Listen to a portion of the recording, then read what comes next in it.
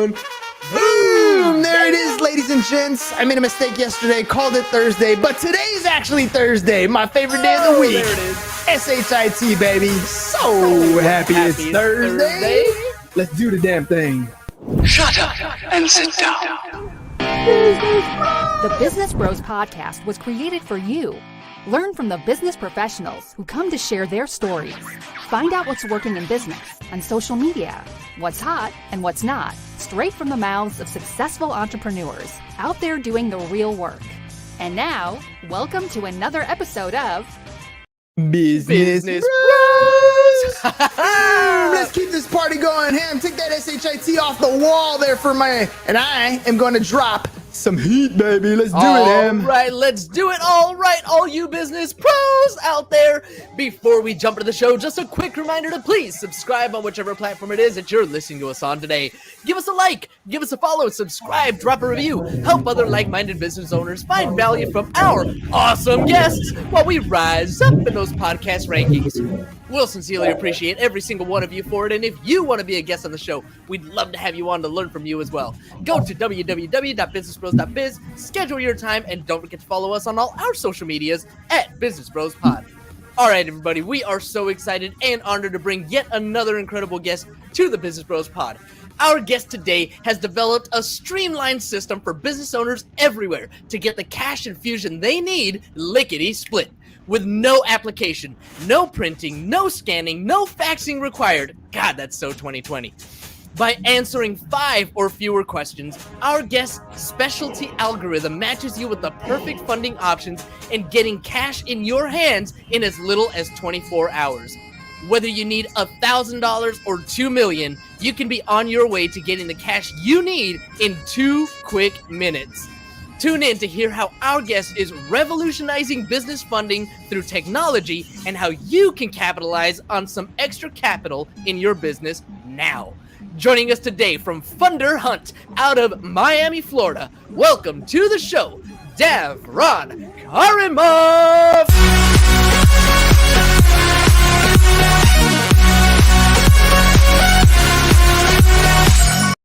Yeah. What up, Davron? All right, what'd you think, man? 3 minutes into the show, what'd you think so far? Hey, I'm glad to be here.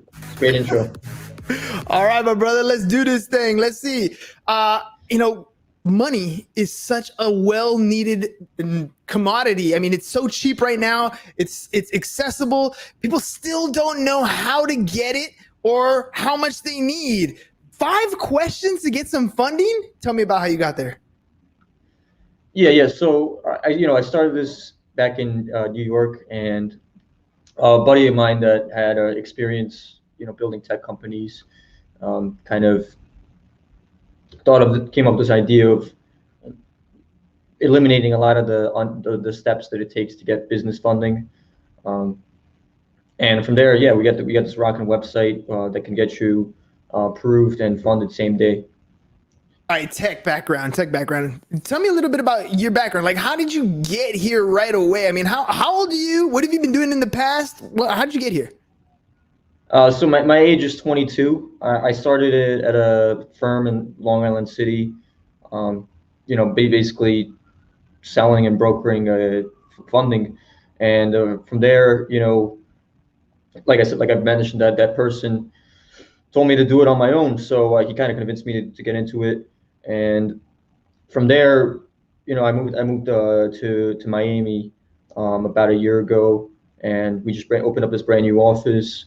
Now we got a bunch of salespeople that are closing deals. All right, I gotta ask you, man. You're 22 years old. Most of the time, I remember being 22 myself. I thought I was cool. I had my own place, but I was partying almost every day, dude. What is a 22-year-old doing running his own tech company right off the bat? Aren't you like missing out on all the fun stuff that you're doing? Tell me what 22 is feeling like for you right now. It feels great. I know that age is something that happens. So, I don't feel. I feel the same as I felt always, which is I'm still a kid. But occasionally I do fun things. Just last week we went to UFC in Houston. That was kind of the first fun thing that I've done. since I can't even remember.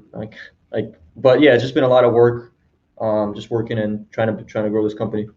Dude, you got a baby face, bro, and you're working in finance. I remember when I first started working as a tax preparer, I was maybe 24, 25 years old, and sitting in front of clients and talking about money. I don't know if they thought this, but in my mind, I was always looking at them like they're thinking, what's this kid gonna tell me about money that I don't ever know? I don't even already know. I mean, 24 years old, what experience does he got, right? Like what's going through your mind being 22 and in a position where you're at, where you leased an office, you have a sales team, you're talking about finance, you're talking about money, and most of the people you're talking to are not 22 and below. They're a lot older than you. What's that like? Oh yeah, for sure, for sure. They're definitely older than I am. But a lot of the communication is over the phone, so it's not like they get to see me. And this is probably the closest they'll come to seeing me. So what's in store for you, dude? Like, all right, you're here running a company. You're 22 years old. You're doing well. UFC is the first time you've ever done something like this, right? Like, how do you even have the time to do that? What is it that you're doing every single day? Like, what is the process that you got to the point where you can bring on a sales team and have that little bit of free time for UFC? Like, tell me about the process that's involved in building your organization. Yeah, so when I came out here to Florida, last year, I ran into somebody that I knew from that used to, that I knew that was a really good producer, and basically me and him kind of came up with this thing, and from there we just added on more people, more high producers, just like him. What is a high producer? Like, tell me what that looks like. Because anybody, today I was talking to my class about the difference in just somebody who has a product and somebody who builds a business, right? And one of the key components, or a couple of the key components there, are somebody who has a product just grabs attention, makes a sale, versus somebody who has a business grabs attention, captures data, makes a sale, and extracts more cash down the line. Like, you've developed a business versus just a product. What's that? What does it entail when you're building your business? Keeping everybody motivated, and I mean, what does it entail? I mean, just what you said, grabbing attention and making that sale repeatedly. All right, so walk me through this. Who has to be your ideal customer? Who's the type of person who you're helping to get funds from? Like, what's that look like? If I'm a customer and I'm like, you know what, I'm starting a business, what kind of business are you looking to do business with? Who are you trying to fund? Contractors, plumbers, auto repair centers, restaurants, retail stores, anybody with a legitimate, like a real business that is making revenue anywhere from a couple $100,000 up to millions of dollars a year in annual revenue. Those are my ideal people. We fund any business, anybody that has an LLC, any kind of business, we fund them. So we don't have any restricted industries in that sense. Well, what about criteria? I mean, okay, I'll give you a story. So when James and when I was 20 years old, we bought our first house, and it was back in 2003. Now, back then, this is at the height of the subprime mortgage lending, right? So literally, I could walk into a bank and like fog a mirror, drop a couple stated documents, and I would get funded for that type of loan. Like, I did get funded for a mortgage, and I had no business probably having a mortgage at that age, because like I told you, we were just partying it up. Like, today, I figure a lot of the criteria in order to get funding is a lot more strict, or is it a lot looser? Like, what kind of criteria do I need to come in? What do I need to bring to the table to get funding? Like, what kind of information do I need? Yeah, let me explain. The kind of person that I really like is those people that always have inventory to purchase, and at the end of the month they could get low on cash, and they won't be able to have cash for like payroll and things like that. But the criteria, I mean, just as long as you have something that we can leverage, like if you have a revenue and you have business bank statements. So we ask for 3 months business bank statements. Receivables coming into that business, we can purchase a percentage of that. Oh, all right. So now I'm getting here. So the lending criteria that we're looking for is a little more on the hard money side. These are we talking short-term loans? Are we talking, like 5 years, 10 years, 30 years? Like, what are we talking here? Typically when someone comes in and asks for 5 to 10 years, I ask them if they're trying to have another baby. But no, it's not like the kind of programs that are going out right now by the government. By the SBA, you're giving out the 30 years terms. Yeah, we're looking at mostly like 2 years and below. So I don't know if you consider that short term. A majority of them are pretty much for a couple months. Okay, so this is almost like a hold me over. So the way I heard you explain it is, I'm trying to make payroll, and I know that I got receivables coming in the next month or so, but I just need the cash now. I need to make payroll this week. So the funding criteria is a lot quicker. How expensive is the money? Is it relatively cheap compared to the market? Like, what are we looking at?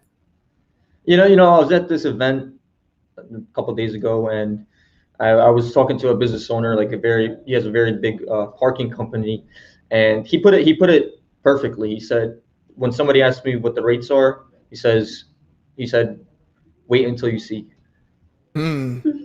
So in other words, come and apply, right? Come and apply. When you need the money, we're here to help, right? We're gonna solve your problem. Sounds like you're a superhero when it comes to some of these short-term financing agreements, because there's a lot of times where, when you get in a pinch and you need some of that cash, it's a process to get stuff. If you want to go and grab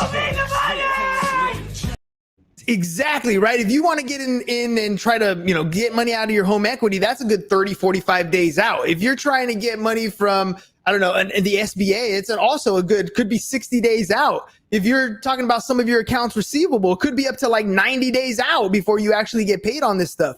How quick of a funding time do we have when we apply with you? Yeah, exactly. I mean, we're looking to get things done probably within 24 hours. Sometimes it can, drag on depending on how many times you go back and forth. But really, if you apply, you could probably, as long as we have all the documents, you could probably get funded like within 3 hours probably. Like if we push it. Yeah. 3 hour funding, that is pretty freaking quick. That's a lot of accessibility. Damn! Exactly. That's what I'm talking about. All right. So how much time are you spending on the phone? Are you proactively being the type of marketer that goes out and has like a call list and you're actively hitting people up? Or are you, what's your marketing strategy? How are you attaining clients? Yeah. So what we do is we have lists, right? We have lead lists of people that are potential customers, and we call on those people. Also, we have people that are coming on the website, and they could just put in their application that way. We don't even have to talk to them. I'm trying to get into more marketing and advertising right now as well. So a lot of it, are you buying leads as far as the lists are concerned, and you're calling? Like, what's your bread and butter? How do you get to these lists that you're able to call? Yeah. I mean, we built up relationships with our vendors to where we get these lists in bulk, and probably a lot of our guys are making like 300 calls a day to these potential business owners. Hey, let me ask you about that, because there is a lot of money when you pick up the phone and call. When you're willing to and able to make outbound calls, 300 calls a day, 100 calls a day, whatever it's going to be, you're going to get results. You're going to fund some stuff. You're going to earn that commission that you're looking for. When you're bringing people on, how are you finding some of these people? How are you finding those people that are willing to get on the phone and call? I mean, honestly, it's not an easy process. It's probably one of the most difficult things, probably the most difficult thing I've ever done. But it's honestly like a crapshoot. Like someone could come in, have tons of experience and not be able to do this, or someone that could just be 19 years old, had one sales job, and they're able to close like 5 deals right out the gate. So it's really something I'm still trying to figure out. I don't know. Well, I'm assuming you probably have a lot of turnover, because you probably have people that come in, think they could do it, didn't understand what the job actually was, and they kind of bounce out. But the ones that are crushing it, right? The ones that you have that are successful on the sales floor, What are some of those qualities that you see in like all of them that are consistent across the board? Oh, definitely a go get it attitude. Um, self motivated, and I mean, quick learners. I mean, this is a very high, fast paced industry, and it's going to take you some time to figure it out. But once you realize that the people that are taking this capital are people that need the cash right away, that's why they're taking it. Then it becomes a lot easier. Because all of a sudden you're selling that service and you're selling a solution to people who need it, right? That's a difference. You think it's a mentality issue, like when the salesperson hits the floor, whether they think they're selling people versus helping people? I mean, definitely put the customer needs first before thinking about what kind of check you're going to get. I agree with that one. All right. Well, tell me about the move. You started in New York. You went to Miami. Is there a huge difference in the lifestyle that you're living? Is there a huge difference in the people that are working with you? And are you limited to like geographics where you're at? Yeah, I mean, coming out to Miami, I didn't really know what I was doing. I was just staying in a bunch of luxury hotels, living it up. And the people, I mean, there's definitely a difference in the people, just because in New York, like every like there's probably 50 shops that you could find just in New York City. But here it's not like everybody knows or has experience working in this kind of industry. But no, I'm not limited to. I mean, for hiring, yeah, we don't hire remote people. They have to work in our office, but we're not limited to who we can fund. We can fund all 50 states. So you're making sure that people, oh yeah, funding all 50 states is awesome. But the people that come in, you're actually making them come in person. What's the benefit of in person versus remote? I think, well, they get access to our training, and they get access to having people around that can help them in situations. These are people in here that have been doing this for years. So, definitely having that expert nearby that you can walk up to and ask questions, I think is huge. How would you say the team meetings are? So like when you come in the morning and you're ready to get that sales, I kind of like in my mind, I'm picturing your organization like Wolf of Wall Street. Like you're just going to get everybody jacked and like pumped and like they're getting ready to fire up and get on that phone. Is it like that? Or what's the energy like? What's the culture like in the office? Yeah. I mean, our morning meetings typically go, we do role play. Sometimes we have music, or we can watch motivational video. And or we do our own speeches. We rotate on who does the speech that morning. All right, dude. So you do some speeches. I want to hear something, man. Like see if you can pump me up. Like see if you can give me some energy. You're gonna make me get on the phone and make some calls today. What are you gonna tell your people this morning? Play his music. All right. Well, let's play your music, bro. All right, you're gonna get us jacked right now. You're gonna tell us what we're gonna do. We're gonna crush this space. You're gonna go make calls. So let's do this thing. Tell me, pump me up.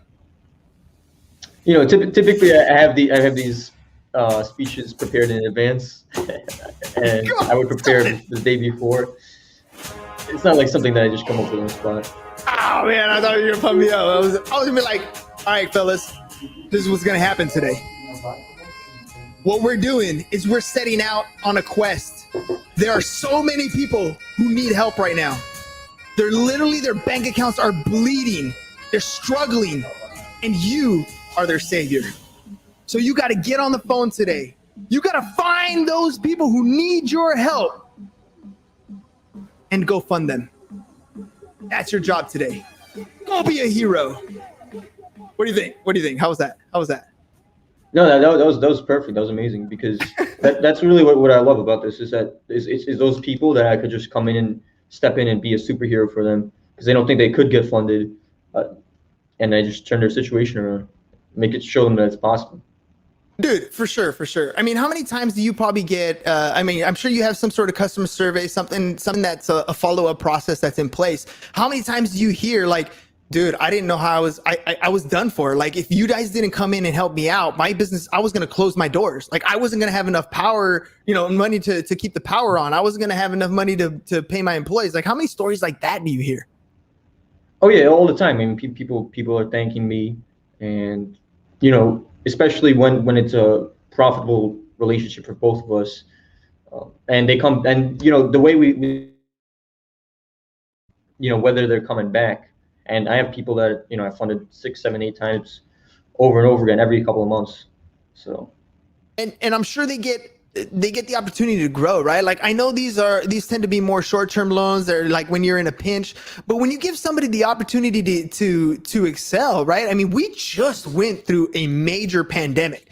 So there are people who have been at the position where they were trying to survive. They were trying to wait it out. They thought, 2 months, 3 months, 18 months later, 16 months later, 12 months later, whatever it is, they finally get to open their doors. They need some of that cash to survive, dude. And now you're a resource that's available to other people. So, before we even go any further, like I know there are businesses out there that are hurting right now that need that extra bump. How can people get a hold of you and work with you if they're looking for some extra funding? We have our website. You can literally just apply on the website, and we'll reach out to you. What is it? Say it out loud so the people listening who are not watching can hear it. It's a funderhunt.co, funderhunt.co, not .com, just .co, funderhunt.co. All right, now I gotta ask, dude.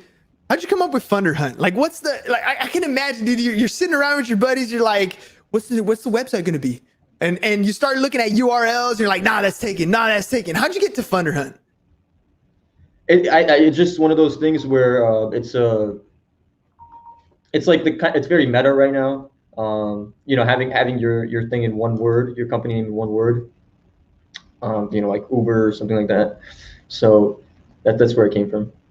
That's it. That's the story, bro. You could have told me, man. You could have said like, well, I was taking this girl out for dinner, right? And like I saw this other girl that I really wanted to go after, so I kind of was like, being nice with this one, and then I just felt like I was on the prowl. And as I was on the hunt, I was like, oh, that's what I'm doing. I'm finding some people. I'm a funder hunt. Like you could have made something like that up, bro. That's cool, baby. I mean, you know how it is. You gotta have those stories. All right. So Funder Hunt, just kind of making it like an Uber thing. So where do you see the vision of this company going? Where are you today? Where do you see it going? We're trying to build out our office. I mean, we're hiring for all positions right now, and what I really want to do is make it even faster for these business owners to get funded. Instead of waiting, from a response from an underwriter or something like that. Just get them approved and funded quicker. And I have a couple ideas on how to do that. So that's what we're working on. So what does your future look like? Like, if you could describe it to me, how much money are you making a year? What kind of car are you driving? What kind of house are you living in? What is your future? Dude, you're 22, bro. Like, I'm sure you have a vision of what your future is going to look like, at least what next year is going to look like. Yeah. I'm trying to, purchase some real estate down here in Florida. That's probably one of my next moves. What about cars, man? What about girls? What's the life look like? Tell me what Ron's house, like, dude, you're 25 years old. What are you doing at 25 years old? What does that look like? I mean, maybe this company would have been sold by that time, and I'll just be working on the next company. That's it. Oh, man, I'm asking you like a ton of questions. I feel like I'm talking to Elon Musk. He's going to be like, well, we're going to go to Mars. And yeah, that's what we're going to do. We're going to go to Mars. I want some details, bro. Like, tell me, like, what's something that you want to do? You went to UFC. If that's the only thing that you've done and you're 25 years old, that's not going to be a very enjoyable life. Like, what are some things that you want to accomplish? Yeah, I definitely do want to travel more. I want to go to more events all around the planet. Travel where? Like, what's your go-to place? I know you've seen one somewhere. Something got your attention. Where do you want to go? I was in Dubai last year. I could go back there. Yeah. All right. What's Dubai like, dude? I've never been to Dubai. James has been to Dubai. I've never been to Dubai. What's that like? What caught your attention there? That's beautiful. It's beautiful. The people are so nice. It looks like everything is so luxury and expensive. Dude, I feel like if I caught a picture of you in Dubai, you're probably like rolling in some Lambo with like a tiger on the passenger seat. Like it's like a weird picture. Would you buy like an exotic animal if you were out there? Oh yeah. Or maybe rent one. What's the exotic animal? Like a tiger, yeah. That's it, bro. Like, oh, dude, I would buy a chimp, dude. Like a chimp for me. Like, when I was growing up, Michael Jackson had a chimp, and I was like, dude, I want one of those. And then I saw Planet of the Apes, and I was like, I want a Caesar, dude. Those are totally dope. So you'd go with a tiger. Tigers are sick, dude. I gotta admit, tigers are pretty dope. That would be your exotic animal. Yeah. That's your personality type. That's what you go with. All right, fair enough. All right, man. So, real quick, I mean, how many podcast interviews have you done? And are you planning on doing a bunch more? Like, are you planning on going like just to kind of get the word out on what it is that you're doing? Yeah. I'm definitely gonna be starting the journey of podcasting, and hopefully, get on some cool ones like yours. Did you have fun, dude? I mean, I don't know if you listen to them. I don't know if you've been on them before. What was your experience like on the Business Bros? Yeah, this is probably the second one that I've been on. But yeah, dude, I loved it. I mean, you're super fun, super engaging, and I don't know if you would want to do this again, maybe. Yeah, man, dude, I would love to see you develop, dude. I think you got so much energy. Like, you're just packing it behind you. Like, I don't know, like you don't want to open all the way up yet. Like you're a little reserved, and that's cool. Everybody has their personality types. Hopefully, I set the bar for any other podcast you go on. So I doubt there are very many podcast hosts out there that are going to give you as much energy as I am. But hopefully you enjoyed the show. Well, one more time before we head out, dude, how can people get a hold of you? Make sure you say it so that the people who are listening can hear it too. How can people get a hold of you? What do they need to do? How much money can they expect to get?